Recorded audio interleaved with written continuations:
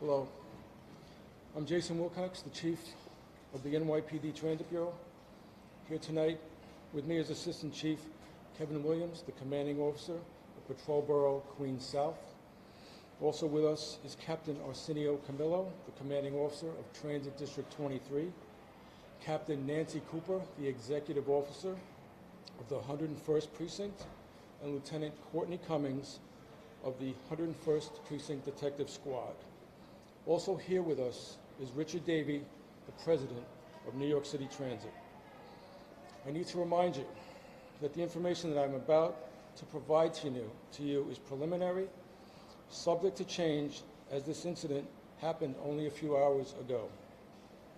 Earlier today, at approximately 3:43 p.m. this afternoon, on board a southbound A train, two groups of young individuals were engaged in a verbal dispute which quickly escalated, resulting in a 15-year-old male being shot in the chest. As the train pulled into the last stop, the Mott Avenue train station, the injured teen was pulled off the train by a Good Samaritan. Once on the platform, they were met by two Transit Bureau police officers who were patrolling this station. The officers immediately rendered aid and summoned EMS. Officers from the 101st Precinct also responded and assisted in administrating CPR to the teen until the arrival of EMS. The teen was then immediately removed by EMS to Cohen's Children's Medical Center here in Queens, where he was pronounced deceased at 4:40 p.m. NYPD detectives are currently reviewing MTA cameras as well as speaking to witnesses that remained. But we're going to ask for the public's assistance tonight with this. There were numerous people on that train that may have seen or heard what transpired. We ask those individuals to contact our Crime Stoppers hotline at 1-800-577-TIPS. All calls are strictly confidential, and you can remain anonymous. I will now pass this over to Richard Davey prior to taking any questions. Just want to make a few words. Thank you, Chief. First, on behalf of New York City Transit, the MTA, obviously our hearts and prayers go out to the family of the young man who was murdered here today. Obviously, this is a senseless tragedy and one that we'll get to the bottom of. We're fully cooperating with the police, as the Chief said, downloading video now to figure out who this perpetrator was. By all accounts, this was not random. We have seen illegal guns, illegal knives, weapons in our system. We need to get those out. This does not make our jobs any easier, the folks around me's jobs any easier. But it's clear that is something that occurred here. So, again, we're fully cooperating with Transit Police and appreciate that they'll have their swift investigation and thorough investigation as they always do. And again, offer our condolences in this tragic crime that occurred here today. Chief? Thank you, sir. Can I take a couple questions? Josh, ABC? Yes, sir. I know, first of all, I wonder if you have two parts. First of all, could you just elaborate a little bit on this crime not appearing to be random? Was this specifically the intended target, or was he just part of a group that was in the dispute? And then I have a part two. Understood. So let me say, as of now, the investigation showing that this was not a random act of violence. There was definitely a dispute prior on the train leading to the station that escalated probably between the stations prior, 36th Street, 25th Street, and then it ended here. We believe that the shot was fired somewhere between 25th Street and Mott, right here. My second question is sort of bigger picture. When you look at the trends and the crime that you're seeing in the system, how much of it is random versus targeted, and what conclusion should the writing public draw from that? So one thing that we've seen, and I've said it at meetings, we've seen a lot this year where disputes quickly lead to verbal arguments and then quickly lead to physical disputes, confrontation that unfortunately have led to violence. So we've seen that again. But again, with this situation that we have here today, obviously our detectives are actively investigating to try to determine what is the motivation for what happened here today. So that is being actively investigated, and hopefully we get to the bottom of this very quickly. Dan Ripley, New York 1. Thank you.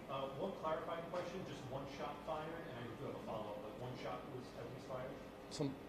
So obviously crime scene is here, the investigation is very early, but we believe at this time one shot was fired. But again, that's preliminary and that might change. And Chief, just a follow-up question for you and the New York City Transit President. When I started covering transit 10 years ago, Yep. a murder once, twice, maybe 3 times a year, sometimes 0. Now we're seeing, this is 8 by my count this year. The summer ended last year, there was 5 murders. I mean, Right. what has to be done so we don't have to live like this?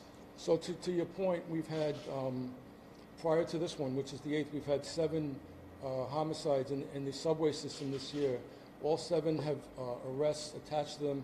We know there was an additional stabbing on Sunday night on a New York City bus at 149th Street and Girard Avenue in the Bronx.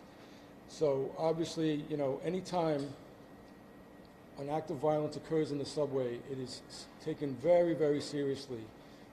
The response from the NYPD is intense. The investigation by our detectives is robust and very thorough. All right, we're going to go from Ms. Daly. Yeah, sure. I'll just reiterate what the chief said. They've made arrests in all of these incidents, I think in part to the great work that the police have done and also the extensive camera network we have in the system, over 10,000 cameras, obviously. The mayor and we have been working very closely. Police have been deployed more rapidly out our system over the last several months. Mayor Adams and Chair Lieber have worked very closely over the last months in that regard. We obviously have work to do. There's no doubt about it. I take the subway every day. I'll take it home tonight. So hopefully that gives folks confidence that that's how I believe in it. But we've got to stop this. And as I said today, as the chief said, in this particular instance, it looks like this was not a random attack. And so, I guess I'd implore folks who, and again, I don't know what the facts are in this case, but implore folks, if you're going to have a dispute, to de-escalate that dispute. We're going to move over to Julie Walker, 1010 Wins.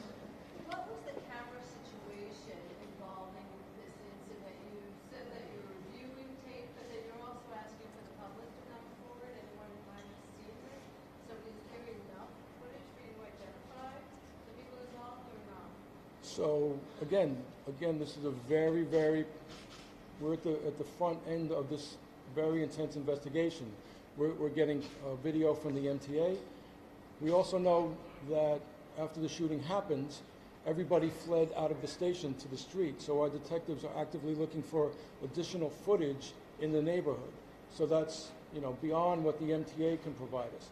But the MTA is here. We're getting video from them now as we speak, and it's going to be reviewed by Lieutenant Cummings and her detective squad, and in the coming hours. So this is obviously a very active investigation.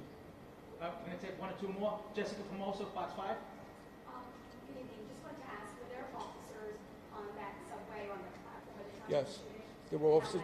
So there were 2 officers from District 23 at the station when that occurred. When the train came in, they heard the initial call and responded immediately and rendered aid. Nobody was on, no officers on that car? In that car, no, but in the station, yes. All right, Alicia Reed. You mentioned that the groups knew each other. Gangs or?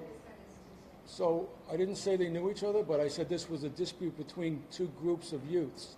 So again, what is the motivation? That's being investigated. Whether this had any gang or crew nexus to it, that's an avenue that is definitely going to be explored, but that's still to be determined. All right. Anybody else? Anybody else? Right here, sir. This will be our last question. Ryan from the Wave, is there any indication that the victim or the perpetrators were local? So the victim is a young man, 15 years old. Obviously, we're not going to talk about him at this time pending notification. All right. Thank you, everyone. Thank you.